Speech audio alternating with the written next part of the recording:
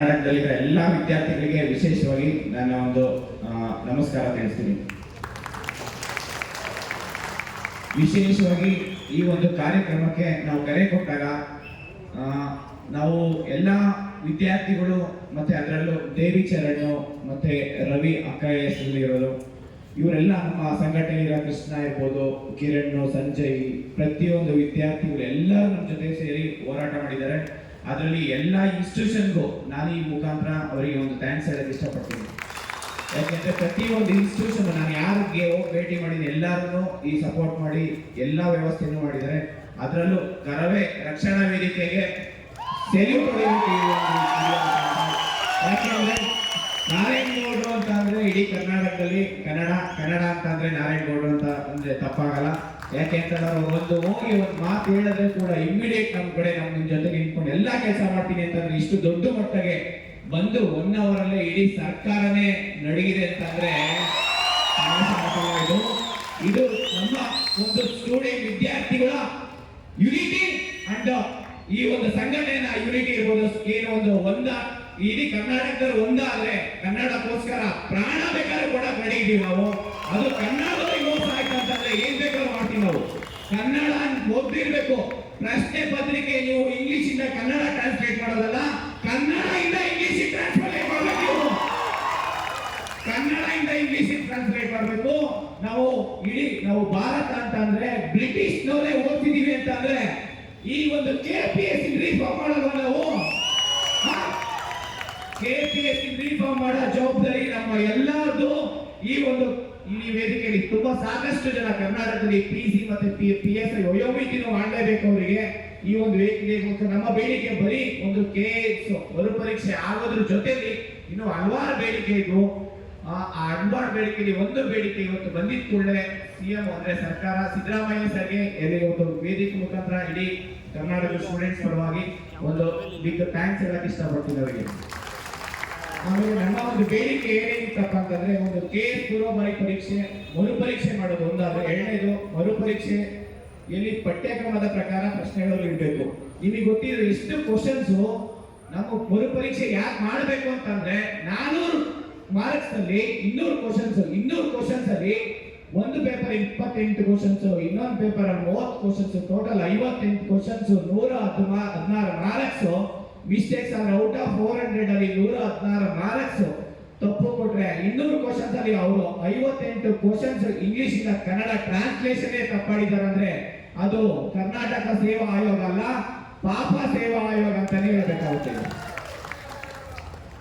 ಒಂದು 7 ವರ್ಷ ಆಗಿದ್ಮೇಲೆ ಒಂದು ಎಕ್ಸಾಮ್ ನಡೆಸ್ತಾ ಇದ್ದಾರೆ KPSC ಅಂತಂದ್ರೆ 7 ವರ್ಷ ಆದ್ಮೇಲೆ 200 ಕ್ವಶನ್ಸ್ ಕರೆಕ್ಟ್ ಆಗುತ್ತೆ. ಕನ್ನಡದಿಂದ ಇಂಗ್ಲಿಷ್ ಟ್ರಾನ್ಸ್ಲೇಷನ್ ಮಾಡ್ಕೊಂಡು ಈ ಒಂದು ಪೇಪರ್ ತಯಾರಿ ಮಾಡಿದ್ರೆ ಕನ್ನಡದವ್ರಿಗೆ ಯಾರಿಗೂ ಅನ್ಯಾಯ ಆಗ್ತಿಲ್ಲ. ಕನ್ನಡದವ್ರಿಗೆ ಅನ್ಯಾಯ ಮಾಡೋದಕ್ಕೆ ನಾರಾಯಣಗೌಡರು ಯಾವುದೇ ಕಾರಣಕ್ಕೂ ಬಿಡಲ್ಲ ಅಂತ ಈ ವೇದಿಕೆ ಮುಖಾಂತರ ಇಷ್ಟಪಡ್ತೀವಿ. ಅದರಲ್ಲೂ ವಿಶೇಷವಾಗಿ ನಮ್ಮ ಎಲ್ಲಾ ವಿದ್ಯಾರ್ಥಿಗಳ ಪರವಾಗಿ ವಿನಯ್ ಸರ್ ನಮಗೆ ಅವರಿಗೊಂದು ಬಿಗ್ ಅಂದ್ರೆ ನಾವು ಒಂದು ಹ್ಯಾಂಡ್ಸ್ ಆಫ್ ಇರಬೇಕು. ಪ್ರತಿಯೊಂದಕ್ಕೂ ನಿಮ್ ಜೊತೆ ಎಲ್ಲಾ ಕಡೆ ನಾನು ಬರ್ತೀನಿ, ವಿದ್ಯಾರ್ಥಿಗಳು ಏನೇ ತೊಂದರೆ ನಾನು ಇರ್ತೀನಿ ಅಂತ ಹೇಳ್ತಾರೆ. ಅಕ್ಕ ಎಸ್ ಶಿವಕುಮಾರ್ ಸರ್ಗೆ ಅವ್ರಿಗೊಂದು ಎಲ್ಲರಿಗೂ ಥ್ಯಾಂಕ್ಸ್ ಹೇಳಕ್ ಇಷ್ಟಪಡ್ತೀನಿ. ಈ ಒಂದು ಬೇಡಿಕೆಯಲ್ಲಿ ಏನಂದ್ರೆ ತಪ್ಪಿತಸ್ಥರಿಗೆ ಆಯೋಗದಿಂದ ಅಧಿಕೃತ ತಪ್ಪೊಪ್ಪಿಕೊಂಡು ಅವರು ಈ ಕೂಡಲೇ ಸಸ್ಪೆನ್ಷನ್ ಮಾಡಬೇಕು, ಇಲ್ಲ ಅಂದ್ರೆ ಅವ್ರನ್ನ UPಗೆ ಮೋಡಿಸ್ಬೇಕು, ಇಲ್ಲಾಂದ್ರೆ ಡಿಸ್ಮಿಸ್ ಮಾಡಿಸ್ಬೇಕು. ಅದ್ರ ಜೊತೆಗೆ 4 ತಪ್ಪಿತಸ್ಥ ಅಧಿಕಾರಿಗಳ ಮೇಲೆ ಸೂಕ್ತ ಕ್ರಮ ತಗೊಳ್ಳೇಬೇಕು ಸರ್ಕಾರ. ಈ ಒಂದು ವೇದಿಕೆಯಲ್ಲಿ ಹೇಳೋದು ಸರ್ಕಾರ ಈ ಕೂಡಲೇ ಅವ್ರ ಮೇಲೆ ತಪ್ಪಿತಸ್ಥರಿಗೆ ಒಂದು ಶಿಕ್ಷೆ ಆಗಲೇಬೇಕು. ನಾವೊಂದು ಏನು ತಪ್ಪು ಮಾಡಿಲ್ಲ ಅಂದ್ರೆ ರೋಡ್ ಸುಮ್ಮನೆ ಏನೋ ಪ್ರತಿಭಟನೆ ಘೋಷಣೆ ಮಾಡಿದ್ರೆ ನಮ್ಮನ್ನ ಅರೆಸ್ಟ್ ಮಾಡ್ತಾರೆ.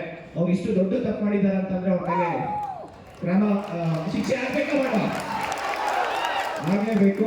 ಮತ್ತೆ ಅತಿ ಶೀಘ್ರವಾಗಿ KPSC ಕಾಯಂ ಇದು ಈ ಒಂದು ಪ್ರಾಬ್ಲಮ್ಸ್ ಎಲ್ಲರಿಗೂ ನಾವು ಪ್ರಾಬ್ಲಮ್ಸ್ ಅಷ್ಟೇ ಎತ್ತು ತೋರಿಸೋದಕ್ಕಿಂತ ಅದಕ್ಕೆ ಸೊಲ್ಯೂಷನ್ ಹುಡುಕ್ಬೇಕಾಗುತ್ತೆ.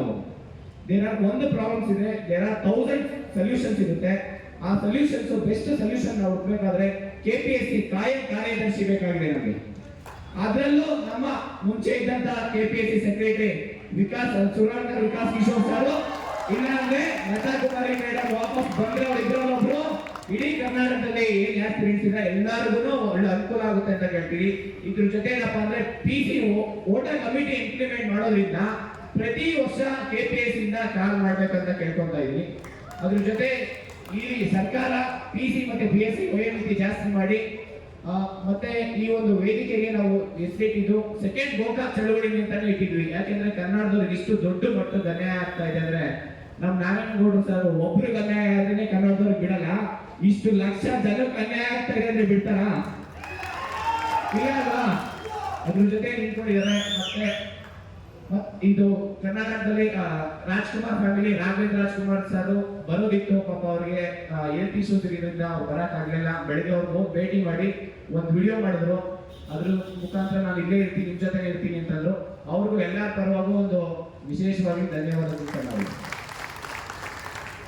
ಮತ್ತೆ ಇಲ್ಲಿ ಪ್ರತಿಯೊಬ್ಬರಿಗೂ ನಾನು ಈ ಒಂದು ವಿಶೇಷವಾಗಿ ಕೇಳ್ಕೊಳ್ಳೋದೇನಪ್ಪ ಅಂದ್ರೆ ಯಾವುದೇ ಹೋರಾಟ ಆಗಲಿ ಕನ್ನಡದ ಪರವಾಗಿ, ಸ್ಟೂಡೆಂಟ್ಸ್ ಪರವಾಗಿ ಪ್ರತಿಯೊಬ್ರು ಕೈ ಜೋಡಿಸಿ ಮುಂದೆ ನಾವೇ ಸಮಾಜ ಬದಲಾವಣೆ ಮಾಡೋದು.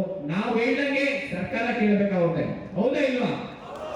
ನಮಗೋಸ್ಕರ ಸರ್ಕಾರ ಇದೆ, ಸರ್ಕಾರಗೋಸ್ಕರ ನಾವಿಲ್ಲ, ನಮಗೋಸ್ಕರ ಸರ್ಕಾರ ಇರೋದು. ದಯವಿಟ್ಟು ಪ್ರತಿಯೊಬ್ಬರು ಆಲ್ ಆರ್ ಈಕ್ವಲ್ ಕಾನ್ಸ್ಟಿಟ್ಯೂಷನ್ ಅಲ್ಲೇ ಹೇಳಿದರೆ. ಮತ್ತೆ KPSC ಈ ಒಂದು ಯೂನಿಟಿಯಿಂದ ಏನ್ ಬೇಕಾದ್ರೂ ಚೇಂಜ್ ಮಾಡಲೇಬಹುದು. ಮತ್ತೆ ಯಾವುದೇ ಹೋರಾಟ ಇದ್ರು ನಾನು ಈ ವೇದಿಕೆ ಮುಖಾಂತರ ಕರ್ನಾಟಕದಲ್ಲಿ ಯಾವುದೇ ಸ್ಟೂಡೆಂಟ್ಸ್ಗೆ ಏನೇ ಅನ್ಯಾಯ ಆದ್ರೂ ನಾನು ಅವರಿಗೆ ಏನ್ ಬೇಕಾದ್ರೂ ಮಾಡಕ್ ಮಾಡಿದೀನಿ. ಅವರಿಗೆ ಪ್ರಾಣ ಕೊಟ್ಟು ಅವರಿಗೆ ನ್ಯಾಯ ಸಿಗೋ ತರ ನಾನು ರೆಡಿ ಇರ್ತೀನಿ ಅಂತ. ಥ್ಯಾಂಕ್ ಯು, ನಮಸ್ಕಾರ. ಬಂಧುಗಳೇ, ಈ ಒಂದು ಹೋರಾಟದ ಮುಂಚೂಣಿಯಲ್ಲಿದ್ದು ಎಲ್ಲರನ್ನ ಸಂಪರ್ಕ ಮಾಡಿ ಸಾಕಷ್ಟು ಶ್ರಮ ವಹಿಸಿದಂತ ಕಾಂತಕುಮಾರ್ ಅವರು ಮಾತನಾಡಿದ್ದಾರೆ. ಧನ್ಯವಾದಗಳು. ಒಂದು ಘಟನೆಯನ್ನ ಹೇಳಲಿಕ್ಕೆ ಇಚ್ಛೆ ಪಡ್ತೀನಿ. ಬೆಳಗಾವಿ ಮಹಾನಗರ ಪಾಲಿಕೆಯನ್ನ ಮಹಾರಾಷ್ಟ್ರಕ್ಕೆ ಸೇರಿಸಬೇಕು ಅಂತ ಹೇಳಿ ನಾಡದ್ರೋಹಿ ನಿರ್ಣಯ ತೆಗೆದುಕೊಂಡಂತ ವಿಜಯ ಪಾಂಡುರಂಗ ಮೋರೆ ಅವರ ಮುಖಕ್ಕೆ ಮಸಿ ಬೆಳೆದಂತ ನಮ್ಮ ಹೋರಾಟದ ನಂತರ ಅಂದಿನ ಧರ್ಮಸಿಂಗ್ ಸರ್ಕಾರವನ್ನು ಒತ್ತಾಯಿಸಿ ಮಲ್ಲೇಶ್ವರಂ ಆಟದ ಮೈದಾನದಿಂದ ಮುಖ್ಯಮಂತ್ರಿಗಳ ಗೃಹ ಕಚೇರಿಯವರೆಗೆ ಪಾದಯಾತ್ರೆಯನ್ನ ಹಮ್ಮಿಕೊಂಡಂತ ರಕ್ಷಣಾ ವೇದಿಕೆ ಅಧ್ಯಕ್ಷ ನಾರಾಯಣಗೌಡರು ಶಿವಾನಂದ ವೃತ್ತಕ್ಕೆ ಬರೋದಕ್ಕೆ ಮುಂಚೆನೆ ಬೆಳಗಾವಿ ಮಹಾನಗರ ಪಾಲಿಕೆಯನ್ನು ಅಂದಿನ ಮುಖ್ಯಮಂತ್ರಿ ಧರ್ಮಸಿಂಗ್ ಅವರು ವಿಸರ್ಜನೆ ಮಾಡಿದರು. ಆ ನಂತರ ಯಾಕೆ ಮಾತು ಹೇಳ್ತೀನಿ ಅಂದ್ರೆ, ಕರ್ನಾಟಕ ರಕ್ಷಣಾ ವೇದಿಕೆ ಹಿಂದೆ ಮುಂದೆ ನೋಡದೆ ಅಧ್ಯಕ್ಷರು ನಾರಾಯಣಗೌಡರು ತೆಗೆದುಕೊಳ್ಳುವಂತ ತೀರ್ಮಾನದಲ್ಲಿ ಅದು ಯಾವುದೇ ಮುಖ್ಯಮಂತ್ರಿಗಳಿರಲಿ, ಯಾರೇ ಸರ್ಕಾರಗಳಿರಲಿ, ಅದು ನಿಜಾಂಶ ಇರ್ತದೆ. ಅದರಲ್ಲಿ ನಿಜವಾದ ಕನ್ನಡದ ಕಾಳಜಿ ಇರ್ತದೆ, ಕನ್ನಡದ ಪ್ರೀತಿ ಇರ್ತದೆ, ಕನ್ನಡದ ಅಭಿಮಾನ ಇರ್ತದೆ. ಎಲ್ಲಕ್ಕಿಂತ ಮುಖ್ಯವಾಗಿ ಕನ್ನಡದ ಒಟ್ಟಾರೆ ಸಮಗ್ರ ಕರ್ನಾಟಕ ಅಭಿವೃದ್ಧಿ ನಮ್ಮ ಗುರಿ ಎನ್ನುವಂತ ನಮ್ಮ ರಕ್ಷಣಾ ವೇದಿಕೆಯ ಅನೇಕ ಹೋರಾಟಗಳಲ್ಲಿ 2-3